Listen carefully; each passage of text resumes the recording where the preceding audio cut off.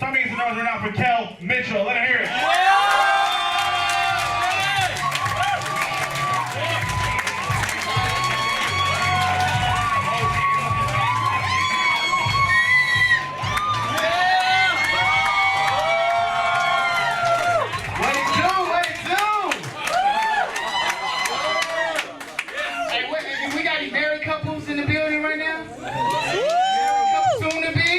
Alright, well, you know, me and my wife, we on year 2.5 right now. Year 2.5. You know what I mean? I love my wife. I wish I could have met her, like, you know, when I was a kid.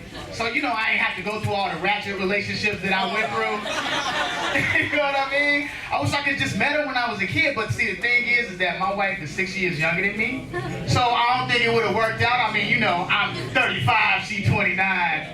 But back when I was 16, she would have been just making 10. So I would have been like at prime with a 10-year-old. You know what I'm saying? Like, work it, little girl, get it, little girl, get it. Work it, little girl, get it, little girl, get it. People were like, that's weird. I'm like, no, this ain't weird. She's about to be my future wife. This ain't weird. We taking prime pictures. I gotta pick her up. We like, hey. But I love my wife, man. I do anything for her. You know what I'm saying? Love my wifey. You know, I even waited to have sex. You know what I mean? I waited to have sex with her, you know, because me and my wife, when we first started dating, we were going to church, you know, trying to get closer to God and whatnot, you know what I mean? So we were celibate for 3 years, y'all. Yeah, wow.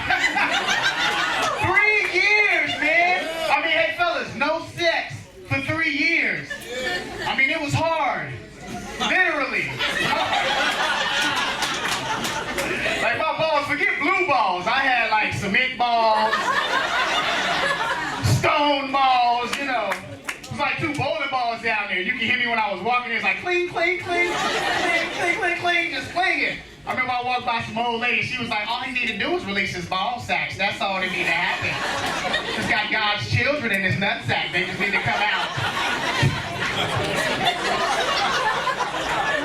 Old ladies, boy, they know everything, right?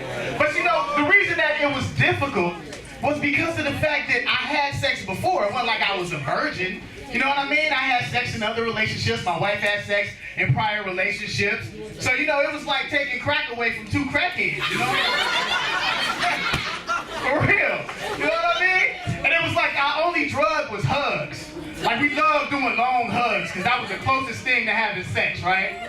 You know, I remember I'd be like real, you know, tweaking for a hug. I'd take out on a date, and I'm like, yeah, baby, you had a good time? You had a good time? Yeah. You like the flowers I gave you? You like the flowers? You like the flowers? Okay, well, how about a hug? Right? And them hugs would get real perverted, right? Real perverted. It was just all hips. I'm like, I love you. I love you. You love me too? I love you. I love you so much. I love you. Don't you ever go nowhere, don't you? You ain't take it to the door, I take it to the door. Take it to the door. Perverted. And you know, on our wedding reception, it was really crazy because everybody wanted to tell us how to have sex later that night and whatnot, and what we should do. I remember my nasty uncle came up to me and was like, hey, you better tell your wife to wear a helmet tonight. Because when all that stuff in your balls explodes, she gonna fly clear across the room, boy. Like, uncle, that is just so nasty, nasty. I remember I rushed home, man. I like rushed home, like straight rushed home so we can get it in, right? Right? Get it in, right? So I'm on the 405 just hitting it. You know, that's hard on the 405, hitting it, right?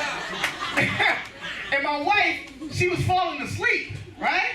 And I was trying to wake up, but anybody that got married here that had a big wedding, anybody had a big wedding, you know you get up real early, like 7 a.m. And right now it was like 1 a.m. in the morning. And my wife was falling asleep. I'm trying to wake her up because, you know, I'm trying to get it in. I'm like, baby, wake up. And every time she would wake up, she would say something freaky and kind of sing. And I'm like, baby, wake up. She'd be like, oh, I'm going to give it to you. I'm going to give you some of this cake. Right? I'm like, baby, wake up. She's like, oh, yeah, you ain't never had none of this jelly. You ain't ready for this jelly, right? I didn't know whether she wanted to have sex or she was hungry or something. I didn't know. what was going on, right? So we get in the house, she runs to the bathroom, right? And I go into my bedroom, right? Get it all ready, put a little Febreze on the bed. You know what I'm saying? Light a little candles, get a little Trey Songz, yeah, right? I'm doing push-ups and whatnot, getting ready. I mean, it's 3 years. I'm fresh out. It's about to go down, and so then I realized as I'm posing in the mirror for about 20 minutes, that my wife was in the bathroom for a long time. Yeah, all right? Long time. Then she ran to the kitchen. And then she came into the bedroom wearing like a big white t-shirt. And she was wearing some big old boxing shorts.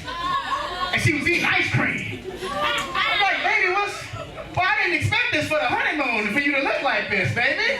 And she had a whole mouth of ice cream, and she was like, baby, I'm sorry. I was in the bathroom so long trying to figure out how to tell you, but I didn't call my period. I know. Call my period. She got it again. Oh, man, he said, who cares? I ain't about to hit it with no period. Oh. We got some freaks on the left, y'all. You might forget that period. No, man. Call her period, man. Crazy. But you know, I do anything for my wife. That's what it's about. It's not no church thing. You know, I just do anything for my wife. That's my baby. Now, speaking of church, you know, the choir director at my church used to work for R. Kelly. Yeah, I swear, for straight up, worked for R. Kelly, man. Kind of crazy, right? But he wanted to keep it on the down low, wanted to keep it on the low. Y'all caught that? He wanted to keep it on the low, right? Because he didn't want everybody knowing to judge him, you know, because I judged him a little bit because he might have some R. Kelly tendencies, you know what I mean? You know, run up looking at the youth group, you know what I'm saying? Looking at the ladies in the youth group, running to a little girl like, ooh, I'm sorry, I didn't mean to bump it to you, but you know, ain't nothing wrong with a little bump and grind, girl. Nothing wrong, right? He up there giving Christian remixes to all the R. Kelly songs. Y'all know you remind me of my Jeep, right? He be up there, you remind me how to preach. Remind me how to preach, right? They be doing 12 play, 12 praise. Give them a little, 12 praise. Always be that one gay dude to take it too far, 12 praise. 12 praise. All of the hips. Crazy, right? Because churches be wild, man. You gotta, watch what type of church you go to. Because, the church that I grew up in, I grew up in one of them old school Baptist churches, right? You'll be there all morning for like 4 or 5 hours, right? Yes! Be nighttime when you walk out.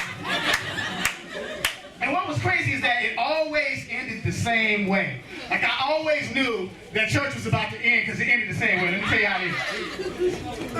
How it used to end, right? This is how you know when offering was coming. Pastor would start preaching like he was having a heart attack. Right? Start preaching like he was just having a heart attack and couldn't breathe, right? He'd be like,